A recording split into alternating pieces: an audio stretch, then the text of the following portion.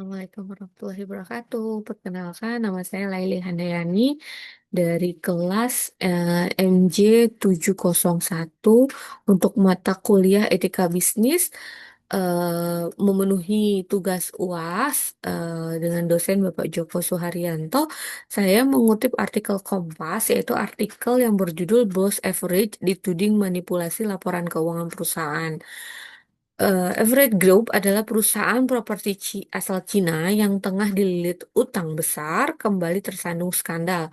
Hui Kanyan, bos Everett, dituding oleh Komisi Regulasi Sekuritas Tiongkok telah memanipulasi laporan keuangan anak perusahaannya, Hengda Real Estate, dengan menggelembungkan pendapatan sebesar 78 miliar dolar Amerika Serikat, sekitar 1,2 triliun rupiah selama tahun 2019 sampai 2020.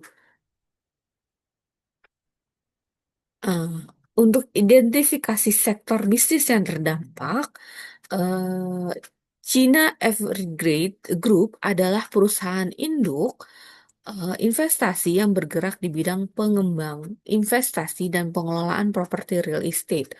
Perusahaan properti ini sebelumnya dikenal dengan grup Hengda yang didirikan pada tahun 1996. Kemudian mulai berganti nama menjadi Evergrande pada tahun 2006 yang lalu. Evergrande Group salah satu perusahaan properti terbesar di dunia yang mengalami krisis keuangan. Sektor bisnis yang terdampak adalah properti dan real estate, khususnya sektor pengembangan perumahan dan infrastruktur di Cina yang juga berdampak secara global. Isu etika bisnis, kecurangan akuntansi, dan laporan keuangan yang dilakukan oleh Evergrande. Kronologi singkatnya adalah regulator pasar modal Cina menyatakan bahwa Evergrande memanipulasi pendapatan tahun 2019 dan 2020 hingga 570 miliar yuan, sekitar 1,2 triliun rupiah. Manajemen perusahaan memasukkan pendapatan yang belum terrealisasi agar terlihat sehat secara finansial. Junji Xu Jianyin, pendiri dan chairman Evergrande, dinyatakan bertanggung jawab langsung atas manipulasi tersebut dan dilarang dari pasar modal. Praktek etika yang dilanggar, tidak ada transparansi dan kejujuran laporan keuangan, tidak ada tanggung jawab sosial kepada investor, pemegang obligasi, dan konsumen. Untuk analisis teori etika bisnisnya itu dari deontologi, manipulasi laporan keuangan adalah pelanggaran moral fundamental terhadap kewajiban jujur dan transparan kepada pemegang saham dan publik. Yang kedua, utilitarianisme.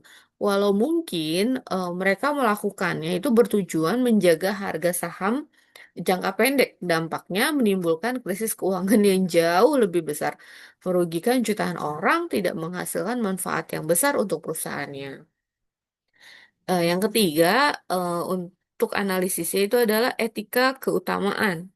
Tindakan manajemen menunjukkan kurangnya integritas, kejujuran, dan rasa tanggung jawab, tidak mencerminkan karakter pemimpin yang etis. Dampak dari isu tersebut dari terhadap bisnis, saham Evergrande anjlok drastis. Perusahaan gagal membayar hutang termasuk kepada investor asing. Reputasi perusahaan jelas sudah hancur karena sudah tidak ada lagi kepercayaan dari mm, investor asing. Terhadap masyarakat dan ekonomi, krisis Evergrande memicu ketidakstabilan ekonomi di China, berpotensi menyebar ke ekonomi global, mempengaruhi sektor konstruksi, perbankan, dan investasi retail. Kalau terhadap konsumen, banyak konsumen yang sudah membayar uang muka perusahaan tidak menerima unitnya, otomatis itu sangat merugikan untuk konsumen. Kepercayaan masyarakat terhadap sektor properti dan sistem keuangan mulai tergoncang. Nah, sudah tidak ada kepercayaan lagi, pasti bisnis akan terus menurun. Rekomendasi solusi berbasis etika bisnisnya yaitu satu, reformasi sistem keuangan. Pemerintah dan regulator harus memperketat pengawasan terhadap akuntansi dan laporan keuangan. Wajibkan audit eksternal independen secara berkala. Yang kedua, penegak hukum dan transparansi. Proses hukum terhadap pelaku harus berjalan secara transparan agar menjadi efek jera untuk yang melakukannya. Informasi tentang keuangan perusahaan juga harus dapat diakses oleh publik dengan jelas. Yang ketiga, etika dalam pendidikan dan pelatihan bisnis. Perlu disisipkan etika profesional dan tanggung jawab sosial dalam pelatihan manajemen perusahaan. Yang keempat, restitusi dan perlindungan konsumen. Konsumen yang dirugikan perlu dilindungi secara hukum dan mendapat pengembalian dana serta solusi konkret dari pemerintah atau lembaga keuangan. Kesimpulannya, kasus Evergrande adalah peringatan besar bahwa keberhasilan finansial semu yang dibangun di atas kecurangan dan pelanggaran etika akan runtuh, merusak kepercayaan dan stabilitas masyarakat atau konsumen.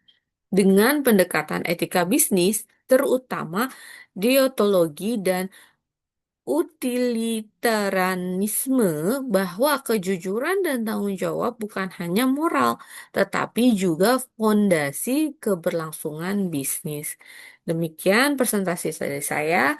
Assalamualaikum warahmatullahi wabarakatuh.